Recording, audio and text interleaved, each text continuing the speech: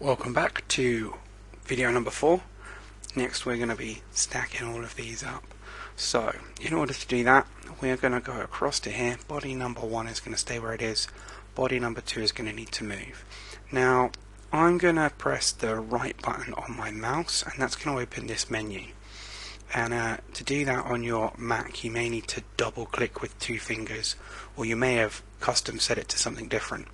Now, I understand that this can be quite tricky on a trackpad, and especially when we need to do this 15 times. So luckily, again, there's another nice hotkey. You can press the M button for move. Now, something else as well, if for some reason you ever lose a body part in the list here and you can't find it, you can do 2 different things. One, you can find the one you need and hover over it, and sometimes it will highlight, as you can see body number 6 is. And other times what you can do is you can actually just select it and a little line comes up underneath it. Similarly, if you don't know what body part number 10 is, you can hover over it and it should highlight when you hover over, and it goes grey when you hover and it goes blue when you click. That can sometimes be useful if you've lost a body part. So we're going to go to body number 2, and I'm going to press the M key, and then we're going to move this. Now there are a whole bunch of options here, and there's a lot of ways of not doing this right. The main thing to not do when you want to move something precisely is to press either this button here in the middle, this little circle, or one of these little walls here. These walls will move it along this axis and this axis, or this one or this one, and this dot is a free move, and this will move it anywhere. The problem with this is when you drag things and put them where you think you've put them, what you'll actually find out is they're not where you put them at all, and this will result in lots of problems, and it's very hard to precisely line something up by doing this. So I'm going to press cancel on that. So what do we want to do? Well, we want to click move, or like I said earlier, you can select that, press the M key, and we're going to do what's called a point to point move. You could potentially use these arrows. These arrows are actually pretty good. We know that this piece is 5 millimeters higher, so I can move it 5 mil, and I know it's 105 mil to there, so I could drag it here 105 mil, and that will line those two up. The problem is this one I'm then going to have to move 10, and I'm going to have to move it 210 mil, and I'm going to have to do a lot of math moving these around, and it's just not really ideal. More ideal is this point to point move, and this is very precise, and I really like this. So point to point is this one here. We select point to point, and it will say origin point, and that's what is the point on the thing that you're moving that you are going to use to locate onto the next thing. And we're not going to use this top circle, we're going to use this bottom circle here. So I'm going to select this bottom circle. Now I'm going to go to my target point. So I'm telling Fusion I want this circle to move over here somewhere. Now if these are really stacked up, that circle should be exactly on top of that circle.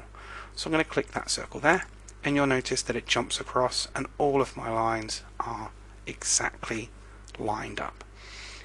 I'm going to press OK, and that's done. Then just going to go down my list to body number 3, press M. It's already on point to point, but I need to select this one here. I don't think the tab key works. Nope, you have to press on here with the touchpad. Again, don't press this top one, you need to press the bottom one. A little bit tricky, and we've got to do it 16 times, but you'll get used to it. It automatically jumps down to the second one for me, and poof, across we go. You'll see that this is starting to shape up nicely. You might need to do some zooming in and zooming out to find all your pieces. 4, and we're going to go point to point again. Bottom one and top one. Now, because these points, all of these points are exactly lined up, there are actually a couple of other points that I could use to line these up. So for body number 5, let's try using something different. So these corners line up. So this bottom corner here is going to line up with this bottom corner here. So that would actually work as well. Number 6, we could try something different again. This center point is not a good choice.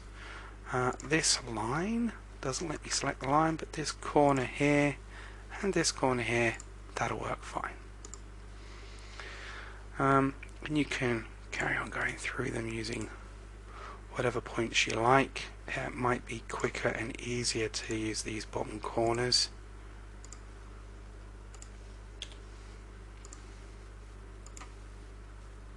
Than the location pins that we put on. But in our final product that we make, we will be using location pins, hopefully, in some manner, and that might be the only thing that stays consistent from one layer to the next, the only thing that stays in the same place that you can line up with. So they're really useful to put in to make sure things line up, but they are a little bit tricky to select, as you can see when I'm trying to select there at a distance. Can be a little bit hard.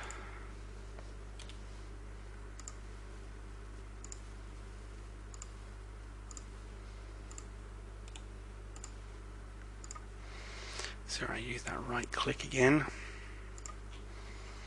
Advantages of having a mouse. Oh, I haven't pressed OK.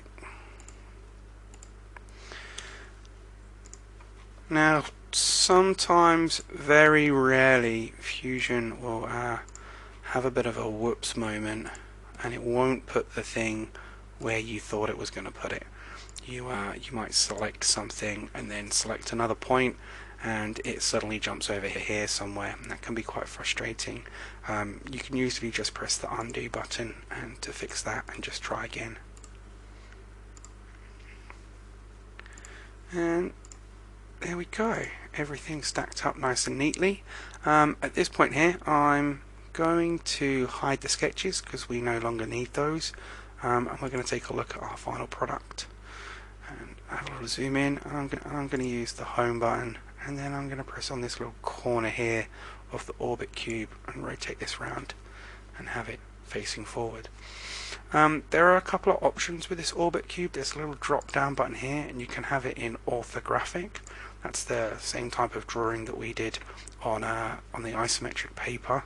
It does it in kind of like an isometric view, and then you've also got perspective, which goes off to vanishing points. I quite like perspective, it looks much nicer.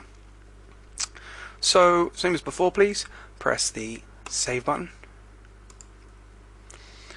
take a nice big screenshot corner to corner, and I'll see you in the next video.